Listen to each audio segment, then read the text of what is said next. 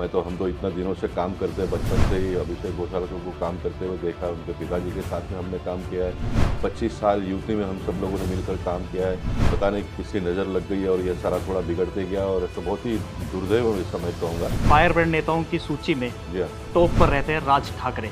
जी हाँ, और कुछ दिन पहले राज ठाकरे देवेंद्र फडणवीस से भी मिले हैं जी हाँ, और दिल्ली में बीजेपी आलाकमान ने भी उनको बुलाया है। जी हाँ। तो सर कुछ गड़बड़ है या कुछ होने वाला है? उसके बाद संजय राउत जो हैं अभी उन्होंने आरोप लगाया है, जैसे ही एनसीपी की कमान अजित पवार को मिली, उन्होंने आरोप लगाया है कि एनसीपी को चलाने के लिए अजित पवार को जो दी गई वो मोदी की गारंटी है। 10 साल में एक भी आरोप कांग्रेस के लोग या तो विपक्ष से कोई भी लगा नहीं पाए और जिन्होंने देश के साथ में फ्रॉड किया है, गद्दारी किया है, चोरी की है, उनको उनका जगह दिखाने की बात उन्होंने की थी, वो सारा वो कर रहे। मराठाओं की रणभूमि, छत्रपति शिवाजी महाराज की जन्मभूमि और अपने आजाद बोल के लिए पहचाने जाने वाले बाला साहेब ठाकरे की कर्मभूमि, यानी कि बात महाराष्ट्र की। बात होगी महाराष्ट्र की राजनीति में कुछ महीने पहले हुए बड़े उलटफेर की। नमस्कार, एबीपी लाइव में आपका स्वागत है। मैं हूं आपके साथ दीपक प्रजापत। हिसाब तो देना होगा शो में आज हमारे साथ मौजूद हैं उत्तर मुंबई लोकसभा सीट से बीजेपी सांसद गोपाल शेट्टी। सर, हिसाब तो देना होगा शो में आपका स्वागत है। निश्चित, धन्यवाद। हिसाब देंगे। हाँ सर, 2019 में आप जीत करके आए थे जी हाँ, और वक्त हो चला है दोबारा जनता जनार्दन को हिसाब देने का। जी हाँ। 5 साल बाद तो कितने काम हुए और कितने रह गए? उत्तर मुंबई की जहाँ तक बात आती है तो मैं स्वयं ही नहीं, मेरी पार्टी के लोग ही नहीं, तो बल्कि उत्तर मुंबई के जो भी नागरिक है apart of from party line, सभी जनता बहुत खुश है। जितनी भी अपेक्षा थी लोगों की उससे भी अधिक करने का प्रयास किया। मैं एक ऐसा सांसद हूँ, महीने का 30 दिन लोगों को मिलता हूँ, छोटे छोटे कार्यक्रमों में घूमते रहता हूँ और पार्षद से लेकर मेंबर ऑफ पार्लियामेंट तक का जो सफ़र रहा, 32 साल तो पूरे हो गए, 33वें साल में मैं पदार्पण कर चुका हूँ और छोटे लोगों से जुड़ा हूँ पहले दिन से ही। और अभी भी छोटे लोग विदाउट अपॉइंटमेंट आ जाते हैं ऑफिस में, मैं मिलता हूँ, उनके बातें सुनता हूँ। तुरंत कॉरपोरेशन के काम हो तो कॉरपोरेशन से संपर्क करता हूँ, स्टेट गवर्नमेंट का हो तो स्टेट गवर्नमेंट, सेंट्रल गवर्नमेंट का तो सब मोदी जी कर ही रहे। कुल मिलकर मतदार संघ के काम से भी लोग खुश है, प्रभावित है और मोदी जी ने जिस प्रकार से काम किया पूरे देश भर में, देश का नाम तो पूरे दुनिया के पटल पर रोशन किया ही है उन्होंने। बाकी सभी सेक्टर में, महिला हो, युवा हो, किसान हो, बेरोजगार हो, सभी को समाधान करने का काम किया है। हम इस बात का बिल्कुल दावा नहीं करते कि सभी समस्याएं समाप्त हो गई है। संसार है, दुनिया है, देश है, तब तक तो समस्या रहने वाली है, लेकिन जो भी समस्याएं पैदा होती है उसका समाधान ढूंढने का काम जनप्रतिनिधियों का, सरकार का होता है। मुझे ऐसा लगता है कि एक जनप्रतिनिधि के नाते भी मैंने अपने दायित्व को निभाया है और सरकार ने भी अप टू दी मार्क जो भी अपेक्षाएं थी लोगों की वो पूरा करने का प्रयास किया है। गोपाल जी, जैसे मैंने आपके बारे में थोड़ी रिसर्च की तो आप पता चला कि आप नगर सेवक भी रह चुके हैं जी हाँ, और आपको सम्मान भी मिला है, सर्वोच्च सम्मान से आप सम्मानित भी हैं। बहुत सारे सम्मान मिले हैं। नगर सेवक था तो बेस्ट काउंसिलर अवार्ड मिला, इस बार सांसद में भी बेस्ट मेंबर ऑफ पार्लियामेंट का अवार्ड 2-3 बार मिल चुका है और काम करते हैं तो लोकप्रियता बढ़ती है, लोगों का भी साथ है, सहयोग है, मीडिया के लोग भी अच्छे काम को जनता तक पहुंचाने का काम करते हैं। तो कुल मिलकर एक जॉइंट वेंचर है मैं कहूँगा और मैं भाग्यवान हूँ कि मैं 32-33 साल के जनप्रतिनिधित्व जीवन में किसी भी प्रकार का बहुत बड़ा कंट्रोवर्सी कभी हुआ नहीं, कभी पॉजिटिव ही सारा होते गया और मैं मानता हूँ कि आप लोगों के लिए उपलब्ध रहते हो, लगातार काम करते रहते हो, तो ये सब होना ही है। और कोविड का समय अगर छोड़े तो 10 साल में एक भी दिन पार्लियामेंट में मैं कभी गैर हाजिर रहा नहीं। जो भी कमिटियां हैं, फाइनेंस जैसे कमिटी में 100% हाजिरी, आपकी अटेंडेंस भी सर अटेंडेंस 80 भी प्लस रही है यस हमेशा। यस फुल रहा है और अच्छा लगता है क्योंकि मैं मानता हूं कि जो दायित्व पार्टी ने और जनता ने दी है, जो विश्वास लोग हम पर करते हैं, तो उनके विश्वास पर अगर आप खरा उतरते हो तो फिर लोग आपको पीछे मुड़कर देखने की नौबत लाते नहीं है। नगर सेवक से सर मेरा सवाल इसलिए भी था क्योंकि अभी आपको पता है मुंबई में पूर्व नगर सेवक अभिषेक घोषालकर की गोली मारकर हत्या कर दी गई। जी हाँ, फेसबुक लाइव के दौरान ये हत्या ऐसी हुई कि जिसको देखकर पूरे मुंबई नहीं बल्कि पूरा देश एकदम से सहम गया मैं था। मानता हूँ कि मानव जाति पूरा दहल गया इस घटना को देखकर। कोई सोच भी नहीं सकता है कि एक व्यक्ति किसी जनप्रतिनिधि को अपने कार्यक्रम में बुलाकर उनसे फेस लाइक करके जो भी गिले शिकवे है सारा खत्म हो गया, ये कहने के बाद में इस प्रकार इंट्रोड्यूस से, करवाया गया पहले। हाँ, इस प्रकार से कोई कर सकता है, इसका ये तो कोई कल्पना भी नहीं कर सकता है। बहुत मतलब न समझ में आने वाली घटना हुई है। और हम तो इतना दिनों से काम करते हैं, बचपन से ही अभिषेक घोषालकर को काम करते हुए देखा, उनके पिताजी के साथ में हमने काम किया है, 25 साल यूटी में हम सब लोगों ने मिलकर काम किया है। पता नहीं किसकी नज़र लग गई और ये सारा थोड़ा बिगड़ते गया, और ऐसे प्रसंग को सामना करना और उसके देखने के लिए मिला, ये तो बहुत ही दुर्दैव समय कहूँगा। सर सोशल मीडिया पे सर इस तरह की बातें भी चल रही हैं कि मुंबई में जिस तरह से दिन दहाड़े उनको मारा गया, जिस तरह से गोलियों से उनको भून दिया गया, सर ऐसा लग रहा है कि मुंबई में वापस से 90 का दशक आ गया। नहीं, और बिल्कुल मेरे है। को एक किस्सा मेरे को याद आ रहा है सर, न्यूजीलैंड में भी सेम इसी तरह का कुछ किस्सा हुआ था। एक व्यक्ति वहां से निकला, उसने अपने हाथ में गन निकाली और फेसबुक लाइव के दौरान कई लोगों को मार दिया। जी। महाराष्ट्र में डबल इंजन की सरकार है, तो सर आपको कुछ लगता है कि इसमें कुछ कमी रह गई या कानून व्यवस्था में वहां पर कुछ हो, क्योंकि मुंबई सर देश की आर्थिक राजधानी भी कही जाती है। नहीं, वैसे मुंबई का पुलिस के बारे में तो देखिए आप, बहुत ही बड़ा नाम है, बहुत ही चौकन्ना रहते हैं, अच्छा काम भी है पुलिसों का।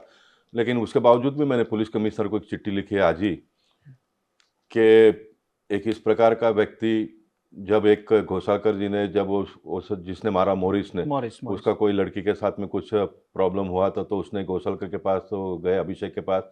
अभिषेक ने पुलिस को कंप्लेंट कर कर उसको गिरफ्तार करवाया, बहुत दिनों जेल में भी थे, जेल से छूटकर आए। और जो खुफिया एजेंसी होती है, उन्होंने इस प्रकार के काम के ऊपर बारकाई से ध्यान रखना चाहिए था। और जब ये जाते हैं उनके पास, तो पुलिस ने भी अपना काम जितना चौकन्ना से करना चाहिए था वो नहीं किया, ऐसा मैं मानता हूँ।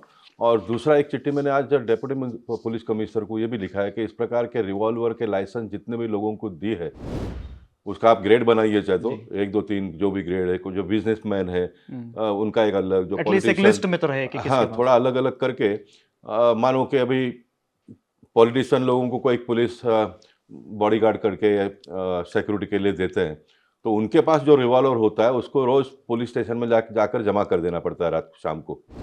तो ये इस प्रकार के रिवॉल्वर पिस्तौल्स जिन लोगों को भी दिए हैं, उन्होंने भी पुलिस चौकी में रोज जाकर हाजिरी लगाना चाहिए, इस प्रकार का व्यवस्था। या तो फिर जैसे मैंने कहा कि उसका एक कैटेगराइज करके, ऊपर बहुत ठीक ठाक बिजनेसमैन है, तो पुलिस भी अगर उसके घर पे जाकर चेक करती है दिन में एक बार शाम को, मुझे लगता है कि रात के समय पे जो भी टाइम फिक्स हुआ होगा, और उसका चार्ज भी सरकार के ऊपर खर्चा आता है, सरकार इतना कहाँ से करेगी।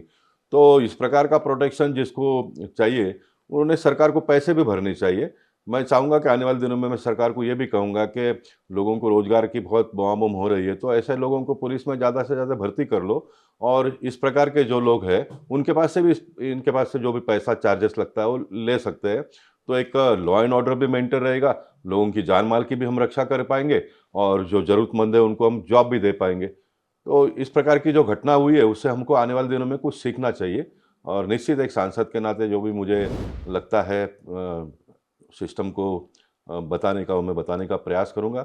और देवेंद्र फडणवीस जी एक जागरूक डेप्यूटी सीएम है, बहुत ही अनुभवी है, लोगों को मिलते भी है, लोगों का सुनते भी है, और जो बातें सही है उसको अमल में भी लाते हैं। तो निश्चित ये घटना से हम कुछ ना कुछ सीख लेकर आने वाले दिनों में इस प्रकार की वारदात ना हो, उसके बारे में कोई ना कोई नया मैकेनिज्म को अगर डेवलप करना है तो करेंगे। सर और आपकी सलाह तो काफी अच्छी है। करना चाहिए, ऐसा मुझे लगता है। आपकी सलाह तो काफी अच्छी है सर। शिंदे सरकार, अब देखते हैं कि इस पर कितना अमल होता है या कितना नहीं होता है। हम होगा, तो यही चाहेंगे कि सर दोबारा किसी की इस तरह से बिल्कुल हत्या जान ना नहीं हो। जानी चाहिए। और जो ये घटना हुई है, ये तो मानव जाति के लिए कलंक है, ऐसा मैं कलंक है सर। कहूँगा, कलंक है, ऐसा मैं कहूँगा। चलिए सर, वापस मुद्दे पे आते हैं। हमारा शो हिसाब तो देना होगा, जिसमें आप आए हैं, तो वापस हम जनरल टॉपिक्स पे आ जाते हैं सर। जी हाँ, तो मेरा पहला सवाल आपसे ये रहेगा कि सर महाराष्ट्र के फायर ब्रांड नेताओं की सूची में जी हाँ, टॉप पर रहते हैं राज ठाकरे, जी हाँ, और कुछ दिन पहले राज ठाकरे देवेंद्र फडणवीस से भी मिले हैं, जी हाँ, और दिल्ली में बीजेपी आला कमान ने भी उनको बुलाया है। जी हाँ। तो सर कुछ गड़बड़ है या कुछ होने वाला है? नहीं, गड़बड़ नहीं है। भारतीय जनता पार्टी जो भी काम करती है वो सीधा सीधा करती है, और देश के लिए जो भी उचित होगा वो भारतीय जनता पार्टी करेगी। और हमारी पार्टी का नारा ये है, नेशन फर्स्ट, पार्टी नेक्स्ट और सेल्फ लास्ट है। हम अपने लिए जो भी है वो लास्ट, उसके लिए जो भी सैक्रिफाइस करना होगा तो भी भारतीय जनता पार्टी के नेता कार्यकर्ता हमेशा करते आए हैं, आने वाले दिनों में भी आवश्यकता पड़ेगी तो करेगी। लेकिन नेशन के लिए जो भी अच्छा होगा वो हमारी पार्टी निर्णय करेगी उसके बारे में। लेकिन विपक्ष आरोप लगाता है ना सर इस चीज पर, जैसे नीतीश कुमार उधर से वापस से एनडीए में आ गए। देखिए, विपक्ष का तो काम है ना आरोप लगाने का। विपक्ष का तो काम ही है आरोप लगाने का। और विपक्ष कब तिलमिला उठती है, जब कोई निर्णय ऐसा होता है जिनसे उनको घाटा होगा, देश को लाभ होगा, तो समझ जाना चाहिए मीडिया ने भी और जनता ने भी। भारतीय जनता पार्टी जो कुछ भी कर रही है वो सही कर रही है। सर आपने महाराष्ट्र की राजनीति में बहुत वरिष्ठ हैं आप, तो एक चीज मैं आपसे समझना चाहूंगा और महाराष्ट्र की जनता भी शायद ये समझना चाहेगी कि कहीं ना कहीं एकनाथ शिंदे में वो रिप्लेसमेंट दिखाई नहीं दे रहा शिवसेना वाला जो राज ठाकरे को लेकर आया जा रहा है। क्योंकि राज ठाकरे में सोशल मीडिया पर भी और कई विद्वान ये कहते हैं कि उनके अंदर बाल ठाकरे की एक छवि नजर आती है। जी हाँ। तो और बीजेपी उस चीज को रिप्लेस करना चाह रही है। भारतीय जनता पार्टी का पहले दिन से अलायंस के बारे में, शिवसेना का जो भी ग्रुप है उसके बारे में यही था कि बाला साहेब ठाकरे जी के जो विचार है, उनके विचारों से प्रभावित होकर हमने उनके साथ में अलायंस किया। जी। और एकनाथ शिंदे जी में और आने वाले दिनों में अगर राज ठाकरे जी को, पार्टी के बड़े नेतृत्व को लगता होगा अगर बाल ठाकरे जी के इनमें जो गुण है, जो विचार है, जो सोच है मुंबई और महाराष्ट्र के लिए, उसका लाभ जनता को पहुंचाना चाहिए, तो जो भी समय पर जो भी उचित निर्णय लेना होगा लेगी पार्टी। सर आप तो अनुभवी हैं, कुछ तो बता दीजिए। नहीं, मैं तो बहुत छोटा व्यक्ति हूँ इसके बारे में। और भारतीय जनता पार्टी की ये प्रणाली रही है, शिष्टता रही है कि जो भी पार्टी के बड़े नेता काम करते हैं वो उनका काम है, वो करते रहते हैं। हमको जो काम दिया गया है वो हम करते रहते हैं। इतना बड़ा प्लेटफॉर्म, इतना बड़ा व्यवस्था और सिस्टम को हाथ में दिया है अपने मतदार संघ में काम करने के लिए, तो वहाँ पर मैं ज़्यादा से ज़्यादा काम करते हुए पार्टी का भी नाम बड़ा हो, लोगों की सेवा हो, ये करने का प्रयास करता रहा हूँ, आने वाले दिनों में भी करता रहूँगा। सर 7 से 8 महीने पहले महाराष्ट्र में जो उलटफेर हुआ, एनसीपी के भी 2 फाड़ हो गए। अभी सुप्रीम कोर्ट ने भी सर एनसीपी की कमान जो है पूरी तरह से पार्टी जी हाँ। अजित पवार जी को सौंप दी गई। जी हाँ। उससे पहले एकनाथ शिंदे से भी और शिवसेना के बीच में जो उनके तीर कमान था, जो चुनावी सिंबल था, वो जी एकनाथ शिंदे को मिल गया था। जी हाँ। उसके बाद संजय राउत जो हैं, जी हाँ। अभी उन्होंने आरोप लगाया है, जैसे ही एनसीपी की कमान अजित पवार को मिली, उन्होंने आरोप लगाया है कि एनसीपी को चलाने के लिए अजित पवार को जो दी गई वो मोदी की गारंटी है। उन्होंने तंज कसा है कि ये जो पार्टी, अगर मतलब एक तरह से देखा जाए तो सुप्रीम कोर्ट के फैसले को ही उन्होंने चुनौती देने की कोशिश की है। नहीं, देखिए, देश में एक सिस्टम है और जो भी इलेक्शन कमीशन हो, महाराष्ट्र विधानसभा के अध्यक्ष है, इन सारे लोगों को जो दायित्व दिया गया है, इनको जो पावर दिया है घटना ने, संविधान ने, उसके मुताबिक वो काम कर रहे हैं। और लोकशाही के तकाजा को हम सब लोगों ने मानना चाहिए ना। लोकशाही तो 49-51 का है, 51 जिसके पास है वो राजा सरकार है, जीत बनाता गए है, हैं। राजा है, तो उसको हमने मानना चाहिए। लेकिन सर संजय राउत आए दिन आप पे मतलब एक तरह से तंज कसते रहते हैं। वो खुद भी ईडी की गिरफ्त में थे, उन्होंने गिरफ्तार भी किया गया था उनको, उसके बावजूद वो अब आए हैं। व्हाइट पेपर में आज सर आप सदन में भी थे, आपने हाँ। चर्चा भी की। जी हाँ। तो वो इस तरह के आरोपों भी लगा रहे हैं कि मोदी सरकार के ही 10 साल क्यों, उससे पिछले 10 साल कहाँ गए। अटल बिहारी वाजपेयी जी के जो 6 साल थे उस पर भी आरोप लगाया गया कि उसका श्वेत पत्र कब लाएगी। नहीं, बहुत बहुत लंबा इतिहास है देश का। लेकिन मोदी जी 2014 में सरकार में आने के बाद में 10 साल में जो उन्होंने काम किया है उसका ही वो हिसाब किताब देंगे ना। और लोग भी उनके पास हिसाब किताब उसी का मांगेंगे। 50 साल के पहले का हिसाब किताब तो मोदी जी के पास मांगेंगे नहीं ना। तो मोदी जी ने 10 साल में जो किया है उसका श्वेत पत्र, व्हाइट पेपर आज पार्लियामेंट में चर्चा हुआ। निर्मला सीतारमन जी ने बहुत ही सटीक उत्तर उसको दिया है। और मैं मानता हूं कि विपक्ष से लोग आने वाले दिनों में सीख लेंगे इससे कुछ ना कुछ। देखिए, गलतियां हुई है कांग्रेस से, जो कांग्रेस से नहीं करना चाहिए था उन्होंने वो किया। अब जब आप देख रहे हो कि 10 साल में इतना बड़ा बदलाव देश के सामने आया है, मोदी जी ने प्रामाणिकता से परिश्रम करते हुए जो जो बातें कही है वो सारा अमल में लाने का उन्होंने प्रयास किया। करप्शन के बारे में जीरो टॉलरेंस की उन्होंने बात की थी, तो उसको उन्होंने पूरा करके दिया। 10 साल में एक भी आरोप कांग्रेस के लोग या तो विपक्ष से कोई भी लगा नहीं पाए। और जिन्होंने देश के साथ में फ्रॉड किया है, गद्दारी किया है, चोरी की है, उनको उनका जगह दिखाने की बात उन्होंने की थी, वो सारा वो कर रहे। नहीं, करप्शन की बात आपने की सर, तो प्रधानमंत्री की रैलियों में भी हमने कई बार सुना है कि महाराष्ट्र में 70,000 कुल मिला के उनका देखा जाए तो अजित पवार के नारे दिए जाते थे कि अजित पवार भी करप्टेड हैं, उन पर भी काफ़ी सारे चार्जेस हैं। उसके बावजूद अजित पवार की एंट्री, बीजेपी ने अजित पवार पर दोबारा कैसे भरोसा किया? देखिए, राजनीति में जब कभी कभी कॉम्प्रोमाइज़ करना पड़ता है, ये हमारे नेताओं ने बार बार कहा है इसका। और आप जहाँ तक व्यक्तिगत आपका संबंध आता है तो आप एथिक्स के साथ में चल सकते हो, क्योंकि आप व्यक्तिगत हो। लेकिन जब देश हित के बारे में आप सोचते हो तो आप कोई कहीं पर अगर कॉम्प्रोमाइज़ भी कर देश का उससे लाभ होता होगा, राज्य का लाभ होता होगा, तो वो करना चाहिए। इसको राजनीति कहते हैं, इसको राजनीति कहते हैं ना। और मुझे लगता है कि जो उचित है वो किया है, और उसका लाभ आप देख रहे हो, आज महाराष्ट्र को हो रहा है, मुंबई को हो रहा है, कितने बड़े डेवलपमेंट के काम हो रहे हैं, कोस्टल रोड हो, बाकी सारे अनगिनत काम चल रहा है। और आने वाले कुछ दिनों में अभी मोदी जी वापस जा रहे हैं उसका उद्घाटन करने के लिए। 22 किलोमीटर मुंबई का सबसे बड़ा पुल का उद्घाटन गत समय पर उन्होंने करके आए। और आप देखेंगे आने वाले दिन में चुनाव का आचार संहिता जब तक लगता नहीं तब तक अनेक कामों का उद्घाटन करेंगे, नए काम आने वाले 5 साल में जो करना है उसका भूमि पूजन करेंगे। तो ये सारा मुंबई और महाराष्ट्र को और देश को लाभ हो रहा है ना इससे। डेवलपमेंट के जब काम हो रहे हैं तो इंफ्रास्ट्रक्चर का काम जब होता है तो अनगिनत लोगों को काम मिलता है। विपक्ष से लोग बेरोजगार की बातें तो रोज करते हैं पार्लियामेंट में, लेकिन जब सरकार इतना बड़ा बड़ा प्रोजेक्ट करती है, उसमें इतने सारे लोगों को जॉब अपॉर्चुनिटी का लाभ मिलता है, तो उसके बारे में तो कहने के लिए उनके पास कोई शब्द नहीं है। तो हमको ही कहना पड़ेगा, मोदी जी को कहना पड़ेगा, मीडिया को कहना पड़ेगा। और जहाँ पर ज़मीन पर काम होता है तो लोगों को दिखता है, लोगों को विश्वास होता है और लोग वोट देते हैं। महाराष्ट्र की राजनीति में सबसे ज़्यादा जो कहे जाते थे मिलिंद देवड़ा, जी, उन्होंने भी पार्टी को छोड़ दिया, टाटा बाय बाय कर दिया सर। 55 साल का उनका पारिवारिक रिश्ता उन्होंने बताया था। देखिए, फिर एक बार मैं कहूँगा कि देश में एक लोकशाही है, और लोकशाही में और जो भी पॉलिटिकल सिस्टम से जुड़े हुए लोग हैं वो अपने मतदार संघ को विकसित होता देखना चाहते हैं, अपने शहर को विकसित होता देखना चाहते हैं, अपने राज्य को और अपने देश को। यही एजेंडा होता है हम लोगों का। और अब कांग्रेस के लोगों को ये स्पष्ट रूप से दिखाई देने लगा है कि बहुत लंबे समय तक आने वाले दिनों में कांग्रेस कोई पार्टी सत्ता में आने वाली नहीं है। तो ऐसे जो लोग हैं उनको लगता है कि मैं मेरे जीवन के बचे हुए कुछ दिनों में मैं समाज के लिए दे सकता हूं, तो वो निर्णय करते हैं। और भारतीय जनता पार्टी भी जब इस प्रकार के लोगों को जो भी पार्टी में आए हैं या तो आने वाले दिनों में आएंगे, तो दोनों का हित को देखते हुए ब्रॉडर इंटरेस्ट में शहर का, राज्य का और देश का लाभ हो, उसके लिए जो भी उचित निर्णय करना वो करते हैं। और मैं मानता हूँ कि करना चाहिए ये। इसमें कभी कभी कुछ लोगों को न्याय भी मिलता है, कभी कभी कुछ लोगों को लगता है कि हम पर अन्याय हुआ है, तो ये लगना स्वाभाविक है। लेकिन कुल मिलकर पार्टी चलाने वाले लोग जो होते हैं, उसमें भी खास करके मोदी जी, उनके नज़र के सामने देश और देश के सिवा कुछ नहीं है। मैं आपको राम जेठमलानी जी का वो इंटरव्यू देखा था मैंने। लेकिन सर विपक्षी आरोप लगाते हैं इस चीज़ के लेकर कि कोई भी जिस पर भी, जैसे अजित पवार हो गए या फिर इधर आप एकनाथ शिंदे वाले गुट में भी देख लीजिए और फिर इधर मिलिंद देवड़ा में देख लीजिए, महाराष्ट्र के अलावा भी अगर हम राजनीति से बाहर निकल के जाते हैं तो सचिन पायलट, इधर नीतीश कुमार, ऊपर गुलाम नबी आज़ाद चले जाइए, कहीं भी चले जाइए। कांग्रेस में ऐसा क्या हो रहा है? मतलब आप सर वरिष्ठ हैं, आप काफ़ी बारीकी से राजनीति को समझते हैं और आपने इतने दौर देखे हैं बदलते हुए भारतीय राजनीति में। एक स्टेबल गवर्नमेंट जो अभी चल रही है, उसके बावजूद विपक्ष में ऐसा क्या हो रहा है कि सर सारे नेता पार्टी छोड़ते जा रहे हैं?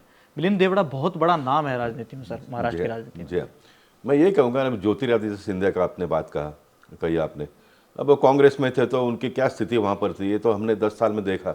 लेकिन यहाँ आने के बाद में मंत्री बन गए और जो पार्लियामेंट में आज क्वेश्चन और में जवाब देते हैं, उसको देखते ही बनता है ना, एक यंग लड़का, इतना बड़े राजघराने का लड़का, राजनीति में देश को आगे बढ़ाना चाहते हैं, पूरा परिवार देश के लिए समर्पित, इस प्रकार के समाज के लोग हैं। अब इनको तो कोई राजनीति में अगर काम करते हैं तो देश हित के लिए करते हैं ना, तो उनको लगता है कि भाई हमको हमारा में जो कुछ भी है वो हम पार्टी और देश के लिए किस तरह से दे, तो वो निर्णय करते हैं, आए हैं और रिजल्ट भी आप देख रहे हो। लेकिन विपक्ष इस मुद्दे को सर फुटबॉल की तरह लपक लेता है। विपक्ष को और वो सीधा आप पर आरोप लगाता है कि बीजेपी के पास एक ऐसी वॉशिंग मशीन है कि कोई भी आदमी इधर जाता है तो वो धुल के साफ हो जाता है, उस पर से सब ईडी चार्जेस वगैरह सब कुछ बंद हो जाएगा। नहीं, ठीक है, अभी ये कहने के लिए उनका मुद्दा उनके हिसाब से ठीक होगा, लेकिन हमको देश चलाना है, देश को आगे बढ़ाना है, देश के युवाओं को काम देना है और एक स्टेबल सरकार देनी है। अभी भी दिया 10 साल में भारतीय जनता पार्टी ने, और आने वाले दिनों में देने के लिए देश हित के लिए जो भी निर्णय करना होगा वो देश पार्टी के नेता करते हैं, और मुझे लगता है कि देश के लोगों ने भी उसको स्वीकारा है। सर मुंबई से आप सांसद हैं, उत्तर मुंबई से। मुंबई में सबसे बड़ी प्रॉब्लम सर ये होती है कि बरसात होती है तो वहाँ पर काफ़ी सारा पानी इकट्ठा हो जाता है, यातायात ठप हो जाता है एकदम से। मतलब सर 24 घंटे चलने वाली माया नगरी एक बरसात से ठप हो जाती है, और ये आज का नहीं, काफ़ी पहले से इसी चलती आ रही है। सर इस चीज़ पे आज के समय में कैसे रोक लग सकती है उस चीज़ पर? हर बार बीएमसी का बहाना दिया जाता है कि बीएमसी आरोप प्रत्यारोप लगते रहते हैं, लेकिन सर आम जनता का कितना नुकसान होता है उसमें? देखिए, एक बात अगर मैं कहूँ तो मैंने कॉरपोरेशन भी 15 साल किया, तो मेरा एक अपना तरीका है काम करने का। मैं कभी, हम विपक्ष में भी होते हैं तो मैंने कभी ऐसा किसी के ऊपर अनाप शनाप आरोप लगाने का काम नहीं किया। मुंबई को हमको समझना पड़ेगा। मुंबई का जो जोग्राफिकल एरिया है, मुंबई शहर की जो पॉपुलेशन है, मुंबई शहर का पॉपुलेशन का जो हमने 25 साल के बाद में कल्पना की थी, वो पॉपुलेशन को हमने आज मीट कर लिया। जी। आज हमने मीट कर लिया। मैं बचपन के दिनों को याद करता हूँ कि किसी बिल्डिंग में अगर एक गाड़ी होती थी तो उसको सेठ माना जाता था। आज हर घर में 3-3 गाड़ियाँ हैं। शहर तो वही है, जगह तो उतना ही है, तो कंजेशन होना स्वाभाविक है। पॉपुलेशन 4 टाइम्स ज़्यादा हो गया, तो पानी की समस्या हो, फिर नए नए टेक्नोलॉजी के माध्यम से नई नई चीज़ें आ जाती है, तो उसका फिर डिगिंग करना, केबल ले करना, ये सारा एक मुंबई शहर का एक दैनंदिन काम जैसा हो गया है। उसके बावजूद भी आपको ये मानना पड़ेगा, ये मुंबई शहर फिर भी चल रहा है, फिर भी चल रहा है। मैं मानता हूँ कि इन दिनों में जो कोस्टल रोड से लेकर मेट्रो की जो जाल बिछाई गई है, ये सारा जिस दिन पूरा हो जाएगा, आने वाले एक 5 साल में मुझे लगता है कि बहुत हम बदलाव मुंबई शहर में देखने के लिए आपको मिलेगा। और पानी की जब आप बात करते हो तो बारिश के दिनों में देखिए, अब ये लोगों का एक स्वभाव हो गया है। अमेरिका जैसे विकसित देश में भी जब पानी बारिश ज़्यादा आ जाता है तो वहाँ पर भी ये दृश्य हमको देखने के लिए मिलता है। हम तो उनसे बहुत पीछे है। अमेरिका का जगह बहुत ज़्यादा है, पॉपुलेशन बहुत कम है, पैसे की सारी सुविधा है, इतना सारा होने के बावजूद भी वहाँ पर भी तो बारिश अगर ज़्यादा आ गया तो फिर वाटर लॉगिंग तो होता ही है, वाटर लॉगिंग होता ही है। लेकिन सर उस चीज़ को इसलिए संभाल लिया हमको- जाता है। मुंबई में सबसे बड़ी प्रॉब्लम सर लोगों के साथ नहीं, ये हो जाती है एक कि बात- एक काफ़ी बात को- कंट्रोल करने में नहीं, मुश्किल। एक बात को आपको मानना पड़ेगा। मुंबई शहर में आप कितना भी बारिश आ गया तो 2 घंटे में तो वो निकल जाता है पानी। ऐसा कहीं भी आपको देखने के लिए नहीं मिलेगा कि भाई 6 8 घंटा या तो 1 दिन 2 दिन कहीं पानी जमा हुआ है। अब जहाँ पर सोशल टाइप जो एरिया है, अब नए डेवलपमेंट प्लान के हिसाब से जो भी बिल्डिंगें बनती है वो लेवल देते हैं उनको। पहले के दिनों में तो भाई जगह था, कोई प्लानिंग नहीं था, कोई जगह है तो वहाँ पर बिल्डिंग बना दी। बाद में ट्रेन होते गए, सीखते गए, समझते गए, तो प्लानिंग करने लग गए। प्लानिंग फिर सी लेवल का एरिया को ध्यान में लेकर फिर बिल्डिंग कितना ऊपर में हाँ, आना जो चाहिए। आर्किटेक्ट करने के बाद जो बिल्डिंग्स बनी है वो हाँ, काफ़ी वो प्लानिंग से हुआ है। और पहले के जो बिल्डिंग नीचे है वो नीचे है, जब तक उसको रीडेवलपमेंट होकर वो ऊपर नहीं आता है तो ये समस्या थोड़े दिन रहने वाली है, थोड़ी दिन ये समस्या रहने वाली है। उसके बावजूद भी कॉरपोरेशन के ऊपर तो मैंने 15 साल में कभी भी टिकाई करने का काम किया, और मेरा दायित्व था, मेरा काम था। लेकिन एक बात को आपको मानना पड़ेगा कि इतने बड़े मुंबई शहर को कॉरपोरेशन मुंबई महानगर पालिका बहुत ही अच्छे बेहतर ढंग से संभाल रही है, और उसमें बदलाव की आवश्यकता है और सुधार की आवश्यकता है। ये हम कर रहे हैं। अब 25 साल एक इस प्रकार से पार्टी को चलाने का मुंबई शहर को उनको अवसर मिला, शिवसेना के लोगों को, उन्होंने चलाया। निश्चित हम भी उनके साथ में थे, लेकिन साथ में आप किसी के रहते हो तो आपका पावर कितना है, जो मेन होता है उसका पावर कितना है, ये सब कोई छुपी हुई बात नहीं है। हमने चलाने का प्रयास किया, और मैं मानता हूं कि हम उनके साथ में जाने की वजह से मुंबई शहर एक अच्छे स्थिति पे आज है। लेकिन हम इसको और भी आगे ले जाना चाहते हैं, क्योंकि ये हमारे लिए कोई गौरव की बात नहीं कि मुंबई जैसा शहर, उसमें इस प्रकार के प्रॉब्लम, इस प्रकार की समस्याओं का सामना लोगों को करना पड़े। मैं झुग्गी झोपड़पट्टी से काम करते करते यहाँ पर आया। 55 साल अपने जीवन के मैंने झोपड़पट्टी में रहकर बिगाड़ा। 3 बार नगर सेवक, 2 बार विधायक, मुंबई भारतीय जनता पार्टी का अध्यक्ष, मुंबई का पहला डेप्यूटी मेयर, ये सारे पद को पद पर मैंने काम किया। लेकिन मेरा एक सपना था कि जिन्होंने मुझे नेता बनाया, जिनके साथ में मैं रहता हूँ, उनको भी बिल्डिंग में भेजने के बाद में मैं बिल्डिंग में जाऊँगा। लेकिन मेरी बच्ची बड़ी हो गई, उसका शादी करना था, तो एक 10-12 साल से मैं बिल्डिंग में रह रहा हूँ। लेकिन मुंबई शहर में आज 50% लोग झोपड़पट्टी में रह रहे हैं। ये हमारे लिए कोई गौरव की बात नहीं है। ये झोपड़पट्टी के लोगों को एक आसानी से वो जीवन जिए, इस प्रकार की एक व्यवस्था हमको बनानी पड़ेगी। और मुंबई में एसआरए का जो कानून है उसमें व्यवस्था है, सरकार को 1 रुपया खर्चा नहीं करना पड़ता है, लोगों को निःशुल्क घर मिलता है, जो बाकी के जगह में सेल्फ कंपोनेंट बनाकर बिल्डर लोग उसमें से पैसा जनरेट करते हैं। लेकिन हमारा जो ब्यूरोक्रेटिक सिस्टम है, अप्रूवल में बहुत सारा समय चला जाता है, और उसके वजह से हाउसिंग महंगा हो गया है। मान लो कि एक 300 फुट का घर अगर किसी को आप मिल जाते हैं, 2 भाई रहते हैं, तो ये 300 फुट के घर पर उसको बैंक कर्जा दे सकती है। ये कर्जा से वो एक नया 500 फुट का घर ले सकता है और एक भाई इसमें आराम से रह सकता है। इस प्रकार की एक व्यवस्था हो सकती है। लेकिन जो व्यवस्था आज हमारे सिस्टम के माध्यम से चल रहा है, ऑफिसर अपने लिए काम करता है, पॉलिटिशियन लोग अपने लिए काम करते हैं। ये ऑफिसर और पॉलिटिशियन दोनों का काम, जो तीसरा व्यक्ति है जो उन पर और मुझ पर डिपेंड है, उसके बारे में हमने सोचना चाहिए। जितना सोचना चाहिए उतना सोचा नहीं जाता है। देश में पहली बार प्रधानमंत्री ने सबको हक्का पक्का घर मिलना चाहिए ये घोषणा की और उन्होंने करोड़ों लोगों को घर भी दिया। अब वो कर रहे। धारावी को अभी जिस प्रकार से अडानी जी को देने का तय हुआ है, मैं मानता हूँ कि गेम चेंजर होगा। देखिए, कोई बड़े व्यक्ति के बारे में आप अच्छा बोलते हो तो आपके इंटीग्रिटी पे डाउट आता है, लेकिन मैंने कभी उस बात की चिंता नहीं की। मैंने उसकी बात की कभी चिंता नहीं की, क्योंकि अडानी हो, अंबानी हो, इन्होंने एक एम्पायर खड़ा किया है। लाखों लोगों को जॉब देते हैं, गवर्नमेंट को टैक्स देते हैं, उस पैसे से फिर वापस हम डेवलपमेंट करते हैं। तो हमको आने वाले दिनों में इस प्रकार के जो लोग हैं उनको थोड़ा सम्मान भी देना पड़ेगा। जो गलत करते हैं, टैक्सेस की चोरी करते हैं, सरकार के साथ में फ्रॉड करते हैं, निश्चित उनको उनकी जगह दिखानी चाहिए। लेकिन आप सबको टोटलिटी में रॉन्ग बॉक्स में खड़ा करोगे तो हम देश को आगे बढ़ा नहीं पाएंगे। इसलिए जिसका जो सम्मान है उसको हमको देना भी पड़ेगा। और ये सारे पॉलिटिकल पार्टी के लोगों ने मिलकर एक अपनी मानसिकता बनानी पड़ेगी। हम विपक्ष में रहेंगे तो जो रूलिंग पार्टी उसको मदद करेंगे तो आप खराब करते हो, हम रहेंगे तो वो हमको बोलेंगे आप खराब करते हो। ये नहीं, एक गाइडलाइन पूरा हमको सब लोगों को मिलकर आने वाले दिनों में बनाना पड़ेगा।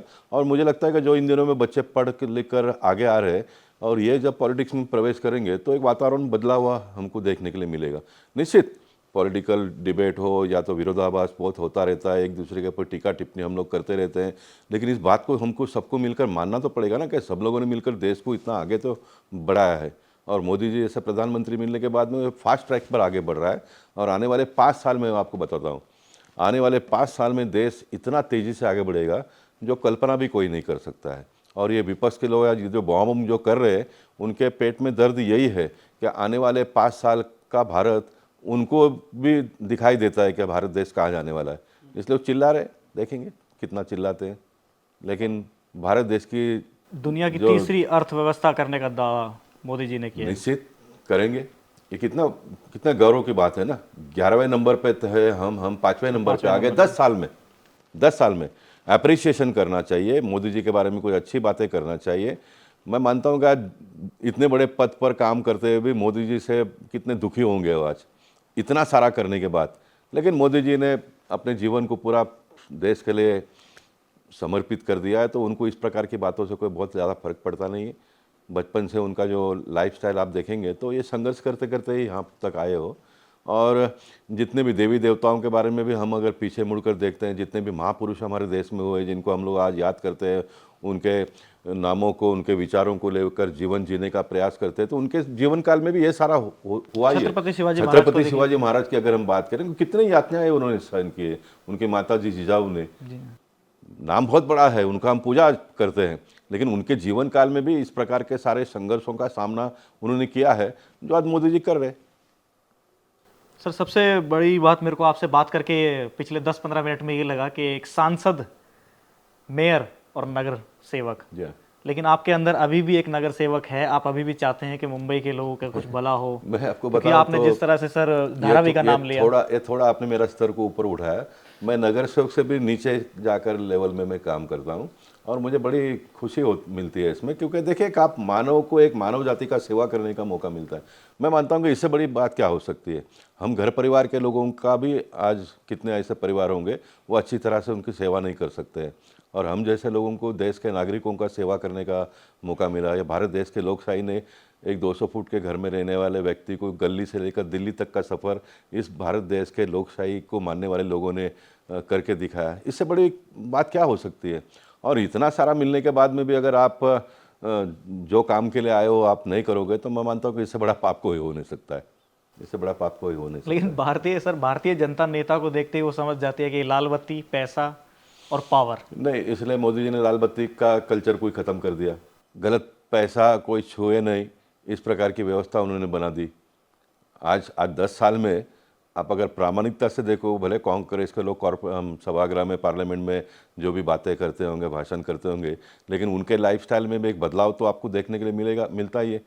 करप्शन से सब दूर होने का, क्योंकि उनको इस बात की तो गारंटी है कि मोदी जी बख्शेंगे नहीं। वे 10 साल में अगर इतना परिवर्तन हम देख रहे हैं, तो आने वाला एक 10-15 साल इसी तरह से अगर देश चलेगा तो मैं मानता हूँ कि देश इंडिया करप्शन फ्री होगा एक दिन। और होगा, हम जो हमारे पूर्वज जिस प्रकार से काम करते थे, और ये जो भविष्यवाणी कोई भारतीय जनता पार्टी या तो मोदी जी ने नहीं किया, स्वामी विवेकानंद जी ने किया है कि हम विश्व गुरु बनेंगे, तो विश्व गुरु बनेंगे तो हमको ये सारे बातों को लेकर ही जाना पड़ेगा ना लोगों के सामने। कई बड़ी बड़ी थ्योरीज भी कह चुके हैं कि 21वीं शताब्दी जो भारत की रहेगी। तो उस दिशा में हम आगे बढ़ रहे हैं। आपको भी लगता होगा, मुझे भी लगता है, देश के सारे लोगों को लगता है कि नहीं, हम आने वाले दिनों में विश्व गुरु बनेंगे।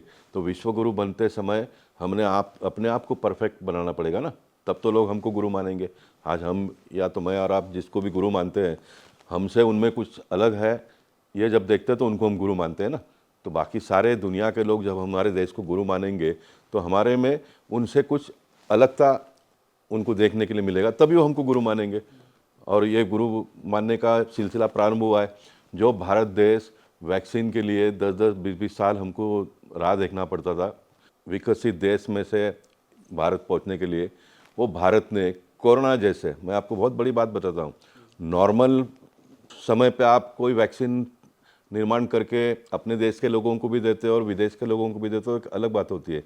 लेकिन कोरोना जैसे महामारी के समय पर जो घर से बाहर निकलने को राजी नहीं था, ऐसे समय पर देश ने हमारे देश के वैज्ञानिकों को साथ में लेकर, साइंटिस्टों को साथ में लेकर वैक्सीन का निर्माण सफलतापूर्वक करना, अपने देश में इतने सारे करोड़ों लोगों को वैक्सीन देना, दुनिया के देश के लोगों को वैक्सीन देना, 150 प्लस से ज़्यादा देशों को वैक्सीन मुफ्त में वैक्सीन देके पहुंचाना, ये विश्व गुरु बनने का एक पायदान तो हम चढ़ गए हैं, है ना। देश के लोगों का विश्वास तो संपादन कर लिया हमारे देश ने। एक समय ऐसा ही था, मेरे जीवन की बात करता हूँ, मैं कोई प्राइम मिनिस्टर का नाम लेना नहीं चाहता हूँ, लेकिन जब विदेश में जाने के बाद में उनका सही ढंग से स्वागत नहीं हुआ तो वो वापस आ गए थे। वो भी अच्छा दृश्य था। भारत देश का इतना अपमान को न स्वीकारते हुए, न सहते हुए वापस आना, वो भी एक बहुत बड़ी बात थी। लेकिन आज हमारे देश के प्रधानमंत्री जब विदेश के धरती पर उतरते हैं तो उनका स्वागत किस प्रकार से होता है, वहाँ के पार्लियामेंट में जब जाते हैं तो भारत देश के लोग, ये विडंबना है हमारे देश का, जितना सम्मान यहाँ पर नहीं मिलता है उससे अधिक सम्मान वहाँ पर हमारे देश के प्रधानमंत्री को मिलता है। ये हमारे देश के पार्लियामेंटेरियन लोगों ने देखकर तो भी अपने आप में बदलाव लाने की आवश्यकता है, मुझे ऐसा लगता है। क्योंकि हम सब लोग मिलकर आखिर करते क्या है, हम सब लोग मिलकर आने वाले दिनों में देश को, कांग्रेस का भी, विपक्ष के लोगों का भी, हमारा भी, सबका मंत्र तो एक ही है ना, देश को आगे बढ़ाना, देश के हर नागरिक को सुखी संपन्न करना, ये हम सबका प्लानिंग है। और मोदी जी उसको इतना बखूबी ढंग से, अच्छे ढंग से कर रहे हैं, तो मुझे लगता है कि उसको मान लेना चाहिए। अटल जी की एक बात मुझे बहुत अच्छी तरह से आज याद आता है कि एक समय ऐसा आएगा कि हम अकेली पार्टी की कोई सरकार नहीं आएगा। अभी तो अकेली पार्टी की सरकार 2 बार आ गई, तो भी हम सारे लोगों ने मिलकर इस देश को क्यों चलाना नहीं चाहिए, ये उन्होंने कहा था। और एक बात उन्होंने ये कहा था कि एक साल के लिए हम सभी देवी देवताओं का पूजा करना छोड़कर एक ही देवी का पूजा करना चाहिए, वो भारत माता का पूजा करने की बात उन्होंने कही थी।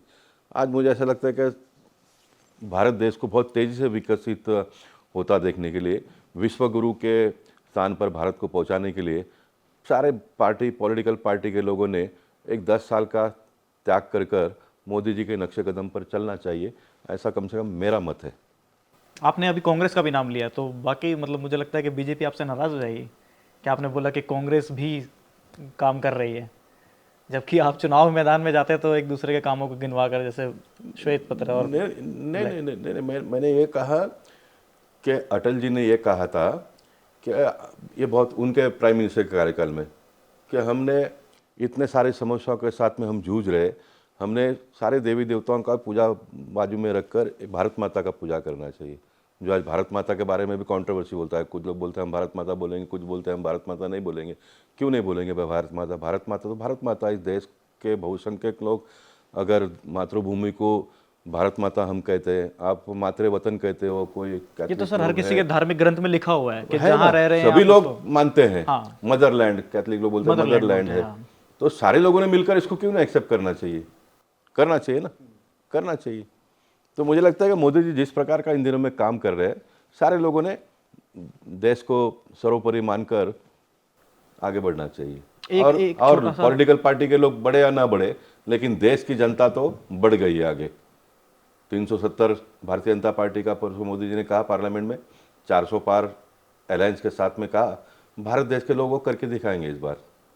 महाराष्ट्र तक कितनी सीटें मिलने वाली है बीजेपी को? महाराष्ट्र में गए बार से भी ज़्यादा मिलेगा, इस प्रकार की भविष्यवाणी हमारे पार्टी के नेताओं ने किया है, देवेंद्र जी ने किया है, एकनाथ शिंदे जी कर रहे हैं।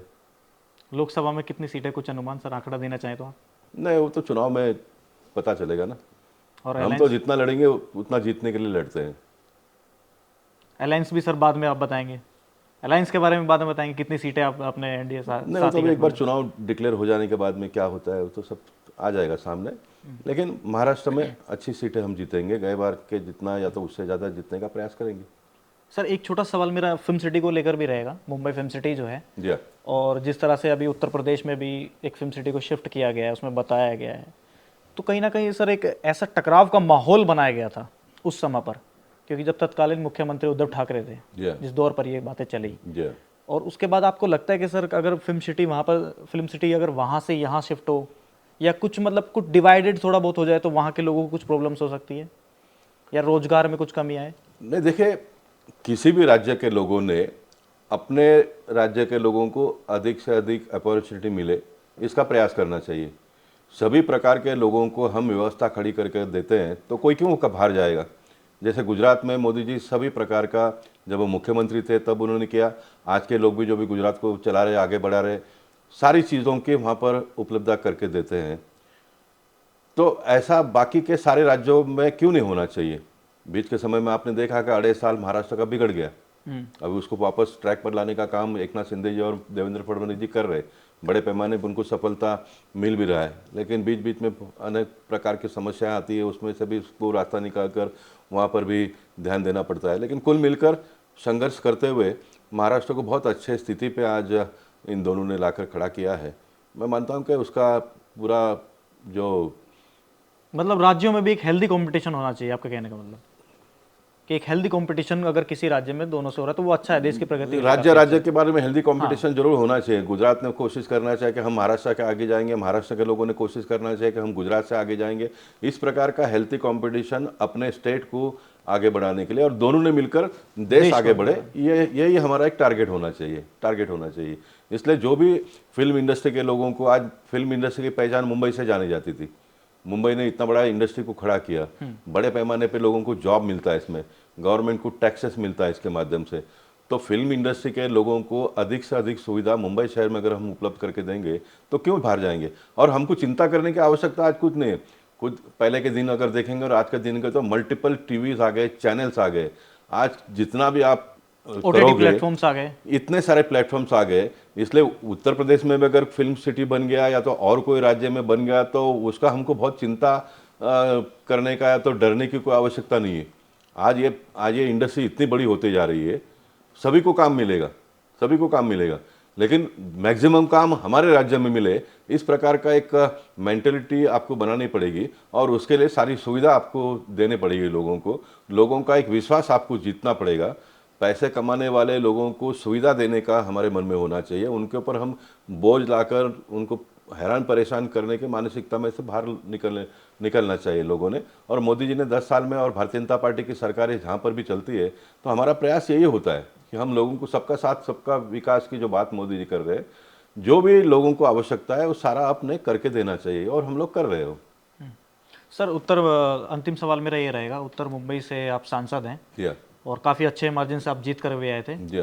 अभी जब वापस चुनाव में जाएंगे तो सर कुछ क्या मुद्दे ऐसे रह गए थे जो आप जनता के बीच में वापस ले जाने का, मतलब उनको वादा करेंगे कि हम इन मुद्दों के साथ फिर आएंगे, फिर जो बाकी कुछ मुद्दे रह गए, अगर कुछ बचाना चाहें तो? देखिए, देश और दुनिया हजारों साल से चली आई है, हजारों साल तक चलते रहने वाली है। आज विकसित देश में भी समस्या समाप्त नहीं हुआ ना, समाप्त नहीं हुआ। उदाहरण के तौर पर आज पॉपुलेशन इतना तेज़ी से बढ़ते जा रहा है, जो पाइपलाइन हमने 10-15 साल के पहले डाली थी उन दिनों के पॉपुलेशन के हिसाब से आज वो कम पड़ रहा है, तो पाइपलाइन फिर से डालना पड़ेगा। इलेक्ट्रिक के केबल का उसका भी एक क्षमता होता है लोड लेने का, तो वो हमको बदली करना पड़ेगा। तो समस्या तो रोज़ नई नई आने वाली है। फॉर उदाहरण के तौर पर मैंने आज अपने मतदार संघ में गार्डन, प्लेग्राउंड्स ये सारे इतने बनाए। अब उत्तर मुंबई में फर्स्ट फेज में जो बिल्डिंगें बनी थी वो सेकंड फेज में रीडेवलपमेंट में जा रही है, तो वहाँ का एक नया समस्या खड़ा हुआ है।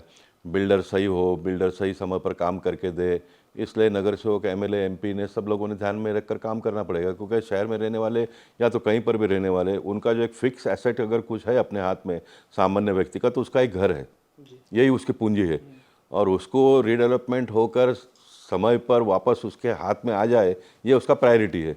अब कुछ इस गलत बिल्डर लोग आ जाते हैं, अनाप शनाप परसेंटेज बढ़ा कर देने की बात करते हैं, लोग उसके चक्कर में आ जाते हैं और बाद में पता चलता है वो पूरा नहीं करते हैं। तो मुझे लगता है कि आने वाले दिनों में जनप्रतिनिधियों ने इसके ऊपर ध्यान देना पड़ेगा, क्योंकि सामान्य व्यक्ति का जो एक पूंजी है, उसका एक घर है, वो फिर उसको बनकर उसके हाथ में आ जाए, इसके बारे में हमको ध्यान रखकर काम करना पड़ेगा आने वाले दिनों में। इसलिए मैंने कहा कि समस्या तो मानव जीवन जब तक है तब तक समस्या रहने वाला है। आपके कार्यकाल में जो जो समस्या आती है उसको समाधान करना ये आपका काम होता है। इसलिए मैं ये नहीं कहूँगा कि सारी समस्याएं ख़त्म हो गई, इतने बिल्कुल नहीं, समस्या तो है, आज भी है, कल भी रहेगा। जो गार्डन प्लेग्राउंड बन गए, कम पैसे थे तब उसके हिसाब से हमने बनाया, अब पैसा अगर ज़्यादा आ रहा है तो नए समय के मुताबिक उसमें हमको बदलाव करना पड़ेगा। लेकिन एक पार्टी का नुमाइंदा होते हुए उत्तर मुंबई में जो भी भारतीय जनता पार्टी का कैंडिडेट आने वाले दिनों में आएगा, उसने गत बार से भी ज़्यादा वोट से जीतना चाहिए। इस प्रकार का प्रयास भारतीय जनता पार्टी भी करेगी। और मैं जनता से निवेदन करूंगा कि जब मोदी जी ने इतना सारा काम किया है अपने जीवन काल में जो 500 साढ़े 500 बरस तक अपने पूर्वजों ने जो अपने माथे पर लगा हुआ कलंक वो मिटा नहीं पाए, वो भगवान के घर चले गए। लेकिन हम इतने भाग्यवान हैं कि मोदी जी और भारतीय जनता पार्टी के माध्यम से राम मंदिर बनता हुआ देखा, रामलला को विराजित होता हुआ देखा। तो ये अपने जीवन का सबसे बड़ा एक प्रसंग कहिए या तो अचीवमेंट कहिए, ये जब प्राप्त हुआ है तो मैं मानता हूँ कि जो हमारे विरोधी विचार के लोग, चाहे वो अपने देश में रहने वाले होंगे या तो देश के बाहर के लोग होंगे, उन्होंने भी इस बार के मतदान को देखकर चौंक जाना चाहिए कि भारत देश के साथ में पंगा अगर लेना हो तो 10 बार उन्होंने सोचना चाहिए। इस प्रकार का एक वोटिंग पैटर्न भारत देश के नागरिकों ने भारतीय जनता पार्टी के पक्ष में करना चाहिए, यही मैं जनता से अपील करूंगा। तो सर, चुनाव के बाद एक बार अगर आपने बोला जैसे कि अगर मेरी जगह कोई और भी लड़ता है तो हम भी देखते हैं सर, अगर आप लड़ते हैं तो हम वापस आपसे मिलना चाहेंगे और वापस एक बार फिर से मिलेंगे। और सर, हिसाब तो देना होगा। मैं आपका बहुत बहुत शुक्रिया सर आने के लिए। Thank you so much. जय श्री राम।